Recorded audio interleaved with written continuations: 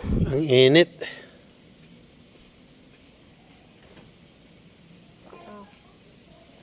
Ate tayo. Chicken nuggets yun eh. Kaya mag-pwede yun.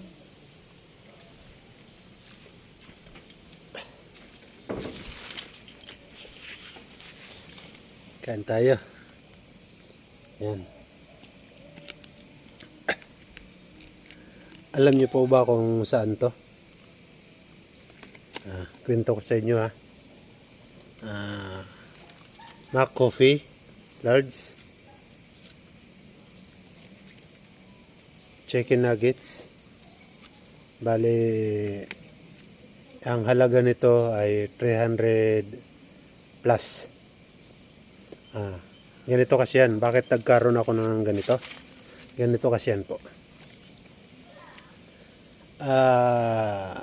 Nag-pick up ako McDo Ever Commonwealth. Nag-pick up ako doon McDo. Ito ngayon, ito yun. Tapos ang hatid Pransya, Payatas. Ayan, pagdating ko doon sa pin, ayan yung pin ha, yan. Parating ako dyan sa pin location. Ayan, tapos andyan din yung street nya, yan. Andyan dyan ako. Tapos tinawagan ko yung customer. Sabi ko, nandito na ako sa pin location. Tapos sabi niya, wala ka man dito kuya. Sabi niya, nandito na ako. Sabi ko, nasaan ka po ba? Baka mali yung pin location mo. Sabi niya sa akin, lalabas ako. Dito ako sa may malapit sa Shell. Shell? Huh? Sabi ko, Payatas to. Tapos nagkaroon dito ng Shell. Paikot-ikot ako dito sa Payatas. Wala naman dito Shell. Tinanong ko siya. Sabi ko, saan ka po ba talaga ma'am? Sabi niya, dito sa Paco, Manila. Ha? Sabi ko, Paco, Manila. Imbis na mainis ako, natawa ako eh. Sabi ko, Paco, Manila. Samantalang nandito ako sa Payatas. Sabi ko sa kanya. Sabi niya, paano yan kuya? Dito ako sa Payatas, cancel na lang. Ay, nandito ako sa Manila, cancel na lang. Nandiyan ka pala sa Fairview eh. Tapos pinatay niya na.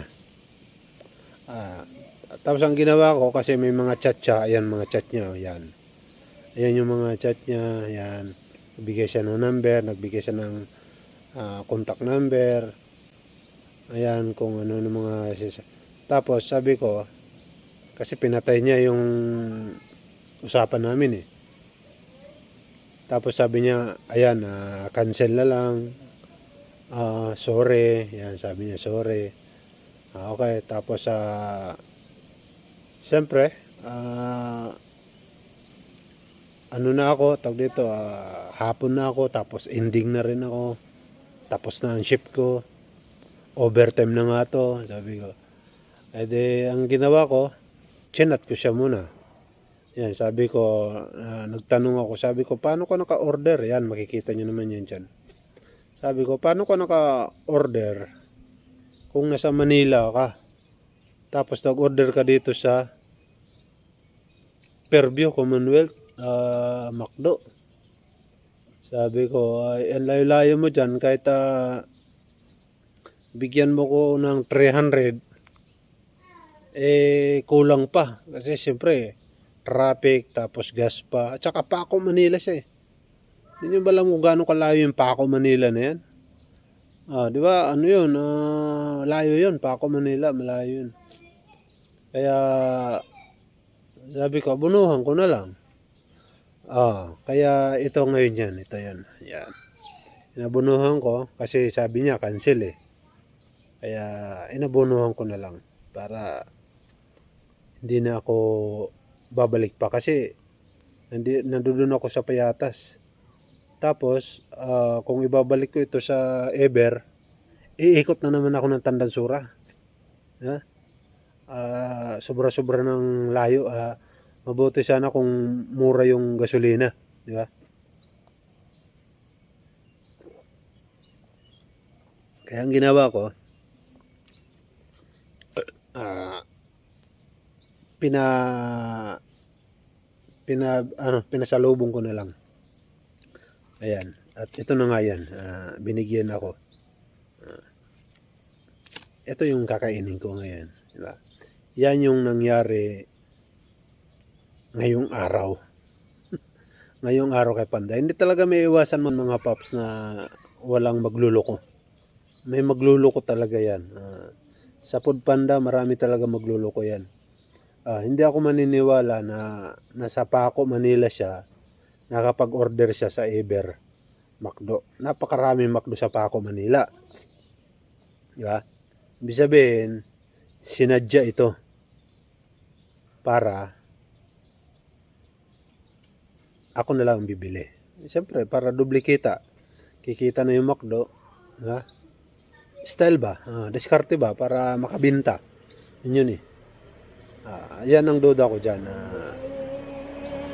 Sinadya ito. Sinadya ito. Okay. Walang problema naman.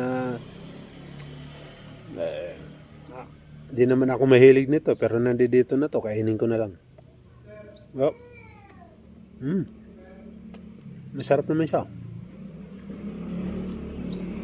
Okay. Bye.